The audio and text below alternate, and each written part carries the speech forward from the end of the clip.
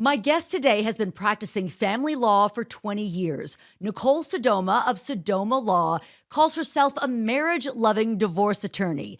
In this episode, she talks about ways you can keep your happily ever after.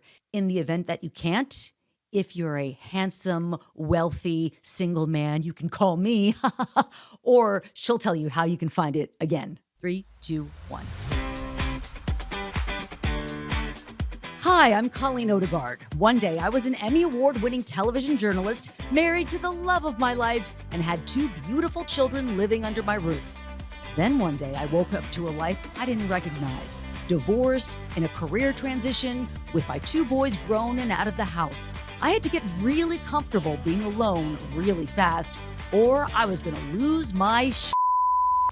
This podcast is about reinventing yourself in a new season of life, getting to know yourself again, and having more peace, more love, more levity. This is Wake Up to Your Life. Nicole Sodoma, I am delighted you said yes to be a guest on the Wake Up to Your Life podcast. Yay, I'm so glad. And it's really fun being here. Oh, great. I don't even know if you remember when I was I was a really young lawyer, and I was on your couch on a show. I was like a little baby lawyer with terrible hair color. Stop it. Oh, it was the worst. So anyway, yeah, I remember my hair being all weird and what I was wearing, and I was like just a young buck. Baby, I was going to say Baby reporter. lawyer. No, that was me. I was the baby reporter. reporter, and you were the baby lawyer. And now here we all grown Yes. up, and we've been divorced, and now you're remarried, and all of it. Listen, Benjamin Button, though, we're just whatever the secret sauce is, we're looking good. Well, you look fabulous, my dear. You look Back at you. fabulous. So people might think that this is strange that I'm talking to a divorce attorney about some happy marital advice, but this comes from your book. I read your book, and I think it's fantastic. It's called Please Don't Say You're Sorry, An Empowering Perspective on Marriage, Separation, and Divorce from a Marriage-Loving Divorce Attorney, which I love the title. It's great. First off, why do you say please don't say you're sorry? There's so many reasons why I say please don't say you're sorry.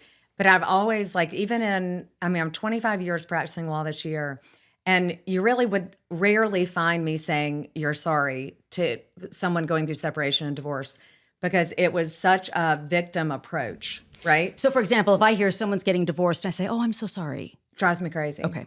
And then our parents' generation is a generation of people who say they're sorry for everything. My mother still to this day says she's sorry for everything, and it drives me nuts too. Someone had heard that I was recently separated, and they came over and told me how sorry they were for me. And I was like, what are you apologizing for? What do you know about what happened in my life that made me... Now, I have a little bit more compassion and empathy, and I understand where that person was coming from. But in that moment, you just start to feel sorry for yourself. And I always say, if I had said I was unmarried, would you be apologizing to me? But the whole idea that divorce is terrible and someone must have really messed up, and wow, what's your life going to be now that you don't have a partner? And aren't you going to be lonely? And your friends are going to change. And oh, your poor kids. And how are you going to do it? And how are you going to... I'm like, okay, maybe all of those things happen, but maybe they don't. But what you're telling me is you're feeling sorry for me. And so you're not setting me up for success. What's a better thing to say? If you ever need anything, please know I'm here. What's better to say? If you have kids, one of the hardest transitions is actually learning how to use carpool when you're not used to using carpool. Because when you're working full time and you're a parent and your kids don't drive yet, and you're not in an intact family where there are 2 adult drivers, that actually becomes kind of challenging. And I had not thought about that. And I've always worked full time, but it was so awesome when another parent saw one of my boys at school and sent me a text and said, hey, I see one of your kids here. I'm going to grab him and bring him home. I'm like, oh, that is what you can do for me. Do not say you're sorry. Just notice when it doesn't look like everything is right, to step in and, and to help. That means a world of difference to somebody who's going through a separation and divorce. and who's someone who's on the other side of it. Because when you're faced with this possibility, regardless of whether it's your decision, our problems are all kind of the same. Yeah. You know, we're all trying to figuring out things, and no lawyer, no therapist, no counselor, no best friend is going to have all the solutions. And it's because we're not a one size fits all. We're not we all look alike. We don't do things alike, but there are some really common grounds that you can step in on. I love the friend or the woman that's from school stepping in and saying, can I help with that? I know that when I was going through my separation and divorce, people who just showed up because I was falling apart. I was like, you're sorry, thank you, I'm glad somebody's sorry. So when people said it to me, I took that on, but I think it played into my narrative because I did feel very victimized. Yeah. And I hung on to that. But I knew that when people showed up and just brought groceries to me or said, hey, I'm coming over, I'm gonna take you out for a glass of wine. Like, it was so kind. Or I'm gonna walk your dog or mow your grass or whatever, because then I didn't have a husband. I'm at this house. I don't want to cut the grass, right? And people did things like that, and it was lovely. And I still say I'm sorry to people, though, when I find out they've split. I say I'm one of those people, but I'll do better now. What are you sorry for? I just say, I'm sorry. Unless you're happy about this, then that's great. I kind of say it. I stumble my way through it. But and so we stumble. And I think everybody kind of stumbles. It's so much easier to apologize when someone's experiencing death.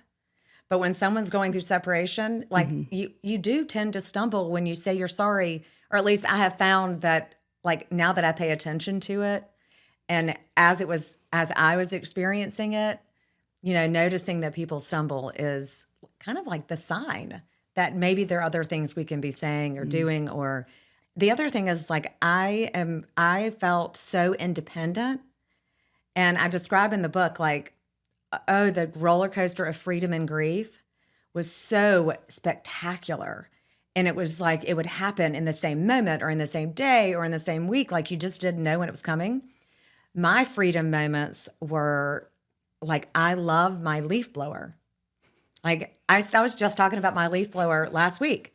And my power washer. I was telling someone on Sunday about they should use their power washer, because it's so awesome. That's very gratifying. It is to power wash the driveway or something. Yes. Oh, yeah. And you have a start and a finish, and you can't hear any of the voices in your head. It's amazing. It's crowded up in here. It's crowded up in here. There are a lot of voices.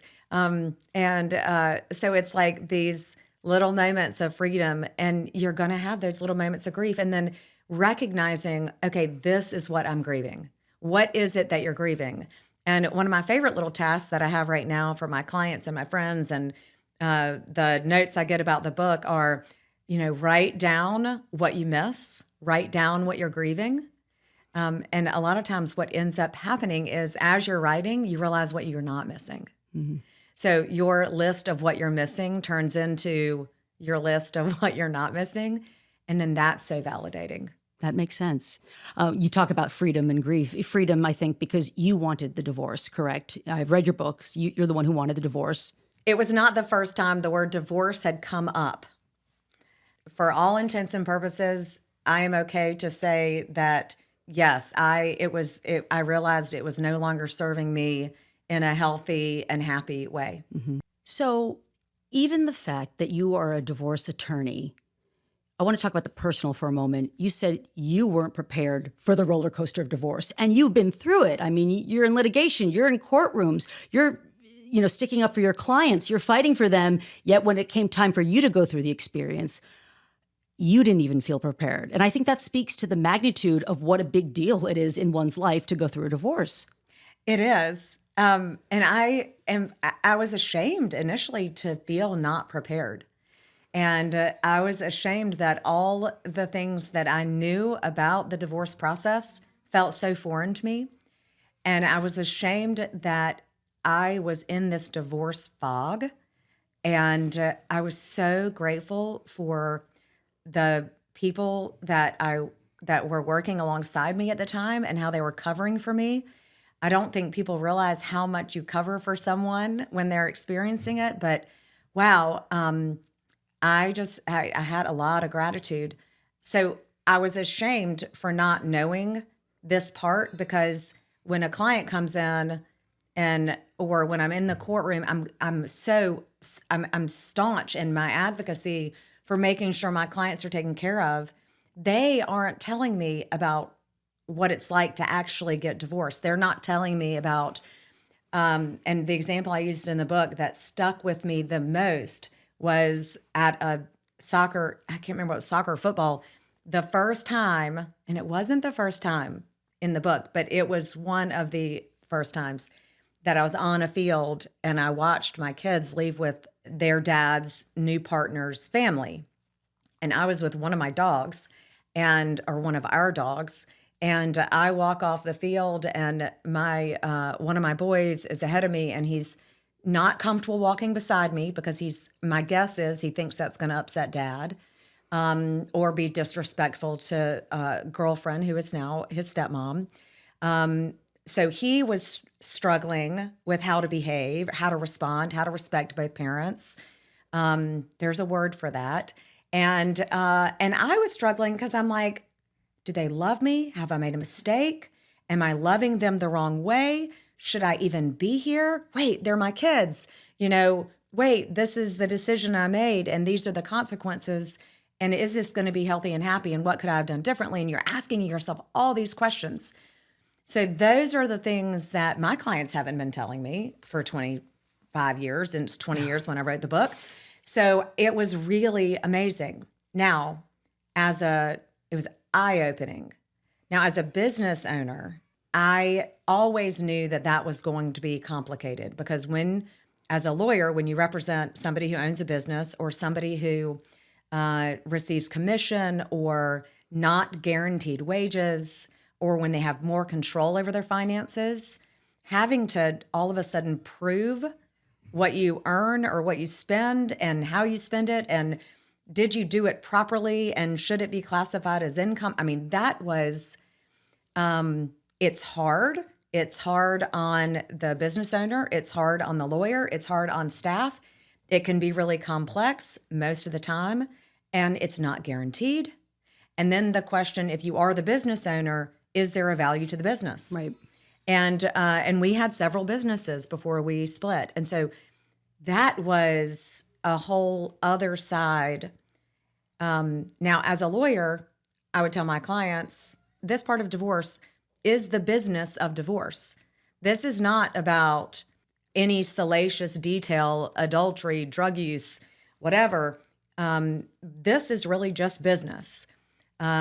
The bigger the business, the more complex the circumstance, the more documents you're going to need to support your statements. Numbers don't lie. It's all going to be there. But if there's somebody else that's coming in to value business, then there's going to be a difference of opinion. And do you want to end up in the courtroom? Those are really big decisions to make. And I felt like I had a lot at stake because of my industry, because of what I felt like was the fragility of my children at the time, and because my own emotional health. I mean, there were a lot of days that I was at a lot of months, a lot of weeks, a lot of whatevers, that I was an absolute wreck. Mm-hmm. So I think it's actually comforting to hear that. It's interesting that you say you felt ashamed. I am comforted by the fact that what you do for a living, yet you still had all these feelings and difficult situations. When I read your book, it's interesting you bring up that soccer game story. It made me cry because it made me think of something that I went through that was very similar. It was after my younger son's graduation from high school, and we had a nephew visiting, and he had his girlfriend. Then my older son, my ex-husband, he wasn't my ex-husband yet, but my ex and me were all there at this graduation, and they leave to go have dinner. And this is, and I'm in the parking lot. It's going to make me cry again. This memory kills me. And we're in the parking lot. It's this momentous day. He's graduating from high school, and I was so proud of him. He's just, he had all the ropes around his neck and everything. Like, he's one of those overachieving kids, and I was so proud of him. And we're saying bye in the parking lot, and I see who was then my husband, both my children, our nephew's girlfriend. They're walking one way, and I'm walking the other. As I watch all these other families intact, or seemingly to me, not that they're all together, and I'm walking by myself in this massive parking lot crying, can't find my car because I'm a total wreck. So Right. and these are the realities of divorce, right? That you don't necessarily think about. You think about ending the relationship, but then there's all this shit that goes down too, like with your friends and couples friends and all of that. So Yes. I very much related to that story. So how'd you get out of it? How'd you get out of, because, I'm really big on coping skills. I wasn't initially, but what I had to learn, I'm a mom. So like I spend most of my time trying to make sure everybody else is happy. That's like my instinct. And all of a sudden I had to figure out how to make myself happy, how to get out of that fog, how to stop the tears. And what works for me is not going to work for my friend. And, so I'm curious when you're in the moment and you're crying on the way to your car, second guessing everything that you've ever thought, loved, done, whatever. Right. How do you get out? At first, I had terrible coping skills that I do not recommend to anyone. I would, was a makeout queen. I was going out on lots of dates. Don't recommend that. Had no business dating anybody at that time, Nicole, none. Yes. And drinking wine. These are not good coping skills. The healthy coping skills that I used that did actually work and promote healing and get me to a point of being able to be resilient and be where I am now, I would say was really going within. I mean, it was a lot of mind-body work. I mean, I was meditating. I still do. I meditate and practice mindfulness and a lot of exercise. I mean, lots of walks and lots of lifting weights and lots of moving my body and filling my brain with positive content. As hokey as that might sound, it really was. I had to believe a new day would dawn, that I wouldn't always feel this way, that our feelings are like the weather, right? They come, they go, they change, and it feels this way today. And it won't always feel like this. And now when I don't see the kids on Christmas until later in the day, I don't freak out. I don't like it. I still don't like it. Holidays are hard. Holidays are hard. Can be hard. They are hard for me. They're Yes. still hard for me, but I don't fall to pieces. I'm able to just work on radical acceptance. This is what my life is. This is what it is right now. Okay, I'm still here. I'm okay. I'm alive. I have love in my life. I have great friends who love me. It's like those are the things that help me. Yeah. What helped you? I've tried lots of different things. So I went through a little of that. Making out with strangers? Just kidding. Just kidding. I mean, maybe a little. I mean, nothing drastic. But I did try my hand at dating. I did not do the whole online dating thing. But it's a little intimidating, too. I mean, you might run into a client. You might be somebody's lawyer. I mean, and the practice was big enough that, it was bound to happen. Nicole has a very big law practice in the Carolinas. And if you were on any of the dating apps at any point in time, I'm sure everyone would have known who you were. What picture was I going to use? There were so many problems with this whole idea. Can you imagine me being on a dating app and what I do for fun? No, it's not. I just was like, okay, even as much as I understood physical fitness and had done yoga for years and was a runner and was an Orange Theory junkie and did all the things, I didn't understand the chemistry, what was actually happening in my body that would make sense, would make a coping skill. So when I started to figure it out, it wasn't unusual to walk in my kitchen and me be doing lunges or squats, trying to get my head to match what I want, so I did exercise, but it wasn't regular. I drank wine like the best. I remember being home one night knowing that I couldn't go to the grocery store because the kids were home, and I called a neighbor who I had just met and said, listen, we don't know each other, but I'm going to maybe need a borrow some bottle of wine. I think she was relieved that I was normal because, I'm sure they all thought that I was the crazy divorce lady in the neighborhood. No, people get it. People get it. I take comfort in knowing that it was such a difficult thing for you too. That being said, for folks who are listening right now and find themselves, maybe they're trying to decide whether they work on their marriage, whether they get divorced, or if they've already decided the divorce route, what are some of Nicole Sodoma's top tips? What's the first thing you should do? Because I know that when I was going through this, I really didn't know what to do. Because I would say, let me take it even a little bit deeper than that, because now I always say, it takes two to say I do and one to say I don't. and you made the decision together to get married, but it's more likely a chance that you're not making the decision to not be together, right? One person can decide they don't want to be married anymore, and you are probably stuck with that decision. And you can try to change that person's mind, but you can't change who the person is.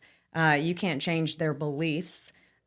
You aren't them. The best you can do is work on how you're going to respond. And so one of the things that I've always been really passionate about is making sure that you are prepared for that moment when your spouse comes home and decides that they don't want to be married to you anymore. I'm not saying that I'm like a love killer. I'm a very happy marriage loving divorce attorney. I've put plenty of marriages back together in my 25 years of practice. I am now happily remarried. I want my children to have long and happy relationships and marriages or whatever. Okay, but we should know what that looks like in the event it is out of our control. And so here I was in this moment of not feeling like I had control, and I relied on the strangest things to get me through. So like my first step is to accept the reality. So even if you can change the person's mind, or even if you change your mind, accept the reality that this is happening. This is likely to happen. And let's say it doesn't happen now, but it may happen 3 years from now. And so why are you digging your head in the sand and pretending that it's not going to happen to me? And let's say that it never happens to you. Why are you not learning on how to support your sister, brother, mother, father, aunt, uncle, best friend? Like, why are we not doing that for each other? Because someone you know will get divorced. If Somebody it's not you know someone you know will get divorced at some point. Somebody you know is going to get divorced, and just having the knowledge, having the compassion and empathy, and like, I just want people to recognize it, because it is not something that you go through every day. I love that you say you have to accept the news, because in the case of my marriage, it was my partner came to me and said, I don't want to be married anymore to you, and I'm going to move out. And I did not accept it. I literally, so much so that I said, no, you're not. No, this is not what's happening. This is not what you're doing. And I'll tell you, that made things worse for me. I was trying to control it and change his mind and beg and plead, and it'll be different. And I was saying all of those things. That doesn't feel so good to your own self. Accepting it was a big part of, I just need to accept he doesn't want to. And he doesn't have to stay married to me if he doesn't want to. Once I accepted that, I was able to make some better decisions. So yes, acceptance is very important. And I remember thinking, why do I want someone who doesn't love me the way that I understand, who doesn't respect me the way that I understand respect?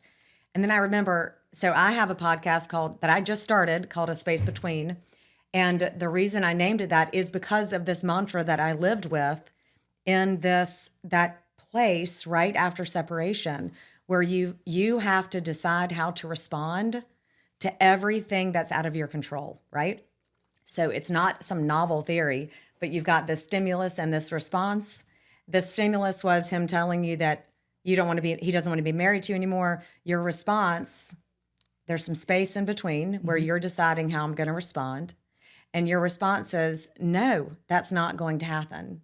Right? Yes. So like understanding that part, I think, is really important.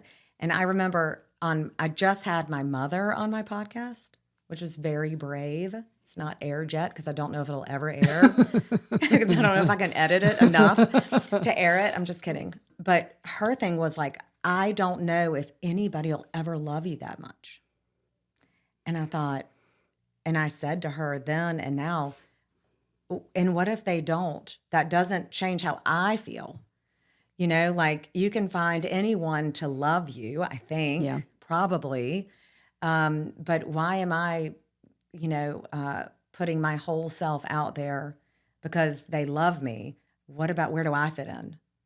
And that's such a hard reality when you feel like you're losing control, when somebody else is making the decision. And my kid's dad would often refer to my decision as one that is impacting our family. It was always, him and the boys feel this way. Him and the boys. You've done this to the boys and me. And I was like, no, I'm still an amazing mom. That's right. I don't like, I can't even tell you how much I adore my children. Like when they walk in a room, my whole body just feels lighter, and I just adore them. I can't even describe how much I adore them. Me being divorced and not married to their dad doesn't make me any less of a human, less of a mom. No. It actually has made me a better mom, a better human, a better lawyer, a better all these things, because I was spending so much time working on a relationship and less time working on me and working with my kids. So like I got all that time back to figure it out. And now they get to see this really healthy version of me, and one that stays engaged, intentional. I'm much more involved in all things as a result of that decision. Which is a beautiful thing for them to see. I mean, it really is not this depressed version and muted version of their mom who was in an unhappy marriage. Or the eggshell version. The eggshell version. You know, the eggshells are a real thing, it feels like. Okay, the second thing I would say, if the first thing is accepting reality, and finding out how you're going to respond in that space, you need to know how you're going to respond. The second thing I would say is one of the most uncomfortable pieces of the equation is finances. Finances still are way up there on reasons people get divorced, but I think it starts with communication and it goes to finances. And the financial leverage that happens when there's not equality in a relationship, when it comes to income, can really be overbearing, and scary. And so even when I have a consult, I'll say, okay, lawyers are luxuries, regardless of whether you hire a lawyer. How are you going to pay the bills? There's no law that immediately requires one person to pay the other without there being an agreement or a court order in place. It's not like all of a sudden you're separated and you make less money and somebody is writing you a check. No, in fact, they could go, if you have joint accounts, they can go clean out all your checking accounts, clean out all your savings, and you can be living on credit cards because you didn't think quickly enough.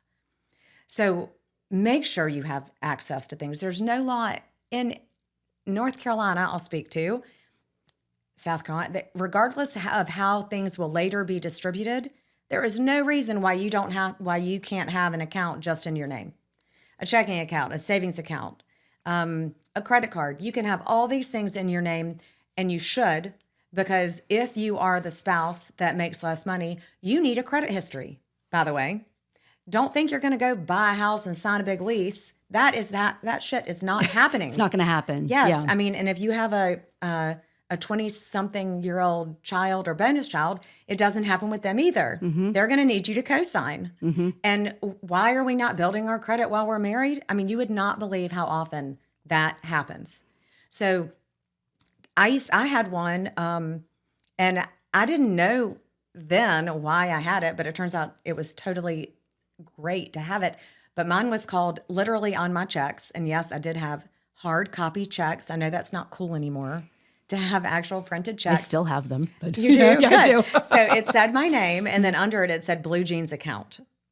And it was because the first time my ex-husband realized how much I spent on blue jeans, he was like, oh, no. Like, you spend Those what? mother jeans are expensive, Yes, okay? they are. Y'all? Yes. And so I had my blue jeans account. So I did have access to money, but most people don't. So a lot of people don't.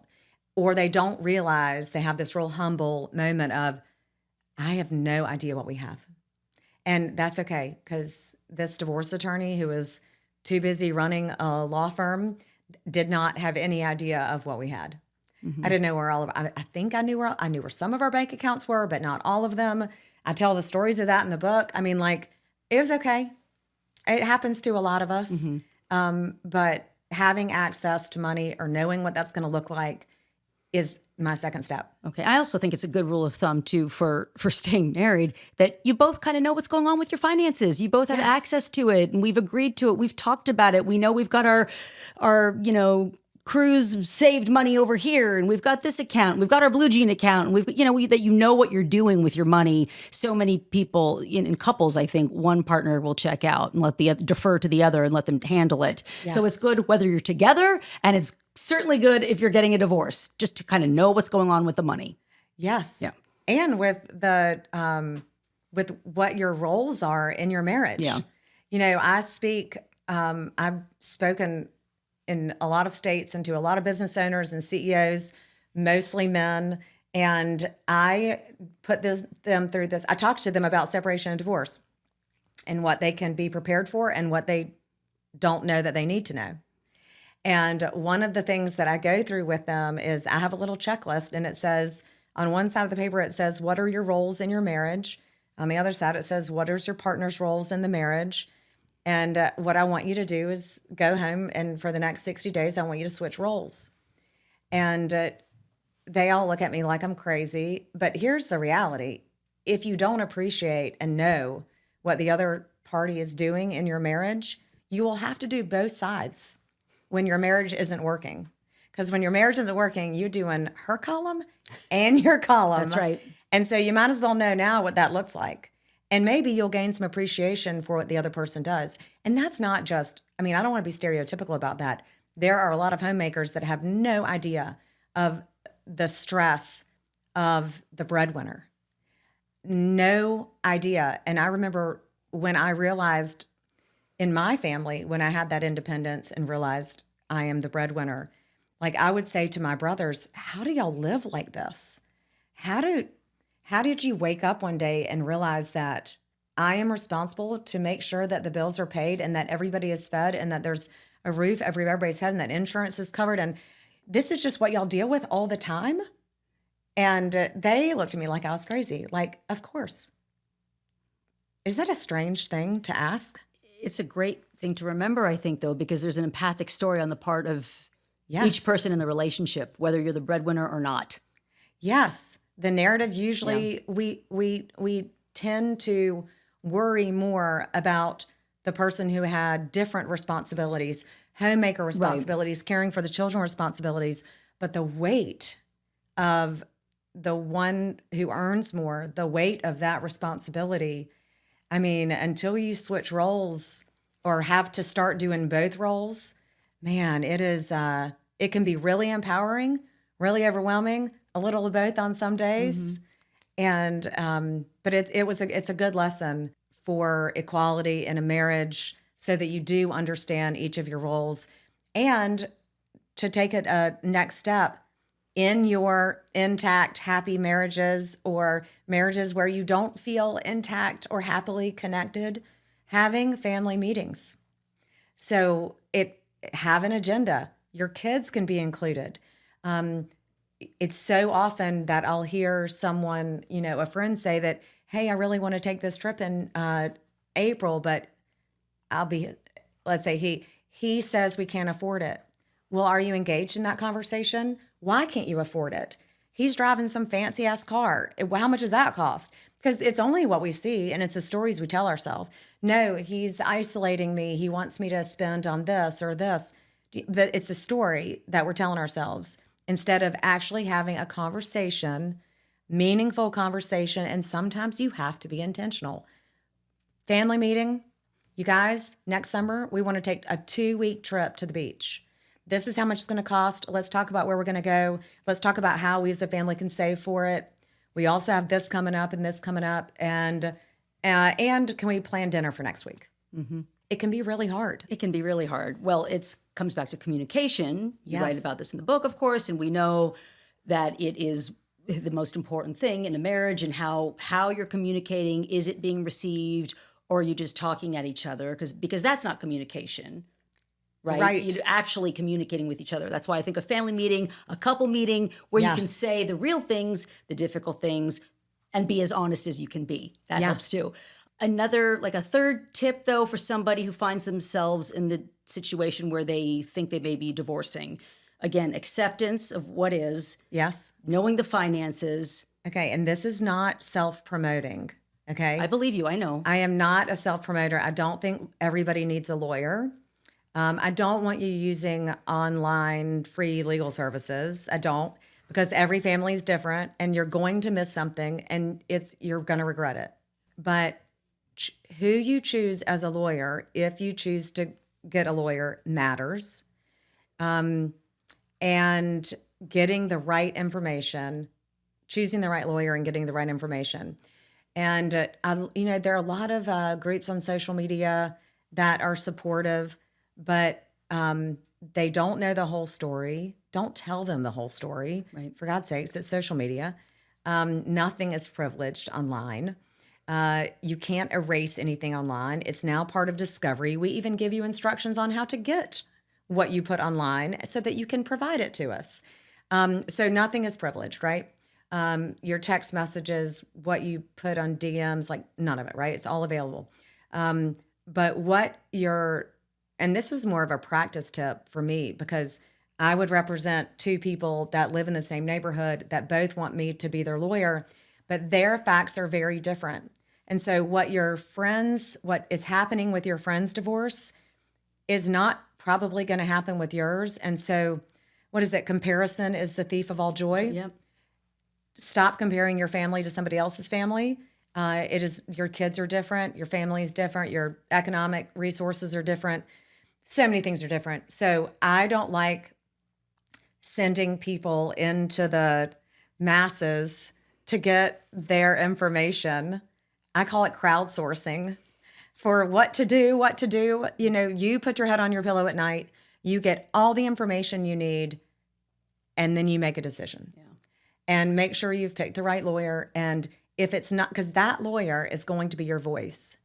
And so picking that person, if you want to go to court, if you don't want to go to court, if you're going to try really hard to resolve it out of court, but you're going to end up in court because the other person's an ass and is never going to agree unless it's their decision. Y'all know those people. Yeah. So how can I make it their decision? How can I make them feel like it was their idea? One of my favorites is, this is such a girl thing. Women walk in the office, and I hear this so often. They say, oh my gosh, Nicole, he is going to be so charming. They all use the word charming. I think we should write a book together and let's talk about what is the definition of charming. Charming, what is charming? They use that word a lot. I don't know why that is. And actually, more than half of my client base are men. And so it's so strange to me that there is this, they're going to be so charming in the courtroom. Nobody's going to see who they really are. We always get to see who they really are. Mm-hmm. But that fear-based, making decisions based on what you fear will happen it's doing you a disservice. Yes. It really is doing you a disservice. Yes. So that's my third, making sure you're getting the right advice. I think people should read your book, too, if they find themselves in this situation. I think it's very helpful. In the remaining few minutes that we have, we mentioned that you are a marriage-loving divorce attorney. Yes. You said that you have put couples back together, which people might find strange given how you make your living. But I know you do care about that. You want people to be happy in love. Not all divorce attorneys are anti-marriage or hating love. You love love. What are some of Nicole Sodoma's top tips for, keeping your marriage strong and healthy? I think it's so funny that people think it's weird that I love marriage and being married and encourage people to find love. And one of my goals in 2025 is to do a marriage-loving matchmaking mixer. It's a lot of M's. Wouldn't that be amazing? Oh my God, I'll be there. Yes. I'll buy a ticket. I'm there. It's so fun. Yeah. Because just because they weren't the right person for you, it doesn't mean they're not the right person for somebody else. Mm-hmm. Okay. So conflict is big. So learning how to have a healthy fight is really important. How you repair after the fight, right? How you come back together. And I don't like to fight at home. Mm-hmm. And I felt like I argued all day. And so when I got home at night, it was just easier to say, I'm sorry, right? Like, I'm sorry, I love you. Can we just have dinner now? That just feels better. But everything goes unresolved. And so understanding how you both do conflict, understanding the communication. Like a therapist would say, well, I'm not speaking for all therapists, but the therapist that I went to, one of the pieces of advice was, and this was when I was still married before I separated to my kid's dad, she would say, let him be angry and then just ask him. I had some abandonment issues from when I was growing up. So he knows that about you. So just ask him to let you know what time he's going to be back, because his way of dealing with conflict is to leave, is what it seems. It's what I believed. Well, my way of dealing with conflict was I don't want to be in conflict. Like I just want to say I'm sorry and get past it. So, but I think that's a really big missing ingredient in a healthy marriage is learning how to have conflict, learning how to communicate, because it does not come naturally for everyone. We're not taught this anywhere. Usually, a lot of times not until situation is dire and then you seek out help. And you think it's going to be natural. Of course it is not. And that's why there's so many incredible resources out in the world that we have access to for free, by the way, that you can get and really enrich your marriage. And we'll, of course, be doing podcasts about that here on Wake Up to Your Life. But yeah, it's important stuff. And I would say, along those same lines of communication, I'd be remiss not to talk about sex. Yes. But physical intimacy is not emotional intimacy, and you have to know the difference. And so you can have chemistry with someone, but there not be emotional intimacy. And I won't go into all of that, but I do think that connection is really important. Maybe at one point it would be something simple like knowing what your love language is, but that just seems overly simplified for me. So, and I think I think somebody wrote about the fact that love languages don't change. I think that's crazy. I think my love language has totally changed. As I have evolved as a human, I think my love languages have changed. I don't know what the science on that is, but I think understanding emotional intimacy versus physical intimacy and conflict and communication, I think those are some pretty big keys to having a successful marriage. It's really good. What is your love language now, by the way, if you don't mind saying? I'm just curious now that you said it's changed. I know. But what was it and what is it now? So I used to think that it was touch. To me, that's kind of funny, right? Because it's not a great opening for a date. Yeah, I know. That's not the touch I meant. Yeah, yes. I know. But, I have noticed, and I went out to dinner last night with my husband, and my thing is like, if he's sitting beside me, I'll say, God gave you two hands. And I say it Southern, just like that. That's cute. Like one of your hands needs to be on me somewhere. Mm-hmm. Like I want that connection with you. Mm-hmm. That is my way to know that you're engaged, that we're talking, that even when we're not talking, we're together. But I don't know. I still love that, and I still believe in that, but I don't know if it's really my love language anymore. So I think we evolve. What do you think your love language is? Words of affirmation. Oh, yeah, right? For sure, 100%. And so at some point you have to be able to affirm that you love yourself more than you love the rest. I know. I know, and it's so hard. It's so hard, but you can do we can do it. We can. I know. Yes, we can do it. We have to love ourselves. There's a passage in the book where it says something like, love yourself first. And I wrote it, and they wanted to highlight it in some social media. I was like, no, you cannot do that. That would make it look like I love myself more than I love my children. And that's shaming. Like, I don't want anybody to think that. But the reality is when I love myself, I show up better and healthier and happier for my kids. And we just forget that. We forget to take care of ourselves and to love ourselves the way that we deserve. We're better for everyone who comes into our orbit. When we are taking good care of ourselves, we are better for everyone and the people who love us more. Absolutely. They respect us more, and your independence is your power, right? Yeah, I agree. Again, the book is called, that Nicole Sodoma wrote, is Please Don't Say You're Sorry. It's a great book. Also talks about good marriage tips as well. Sodoma Law. People can find you online, follow you on Instagram. How do they find you there? It's at Nicole Sodoma. I love the engagement. It's me responding, and I feel like I'm a late bloomer to Instagram because I'm the Facebook generation. You are too. Yes. Yeah. So I'm working through this, but with the help of a few generations. I'm working on it. With so the would help love, of the kids. Yes, I would Those love whippersnappers. I do love the engagement. I love reading about fun. other people's stories. Yeah. I love offering help wherever I can, and we're doing pretty good with the way we're rolling with social media. I'm kind of proud of us. Good, you should be. Well, I think it's yeah. incredible what you've built, and thank you for doing this work and speaking to people and helping them through what can be a very difficult time in their lives. But I definitely am not going to say I'm sorry. I won't say that. Well Nicole done. Sodoma, thank you. Thank you so much for listening to the Wake Up to Your Life podcast. I love connecting with you, so reach out to me on Instagram at Colleen_Odegaard. My podcast is also on YouTube now, so you can leave a comment on the podcast episode and tell me what resonated with you. You can subscribe to my channel at the link in our show notes. Thanks again, and I'll see you in the next episode.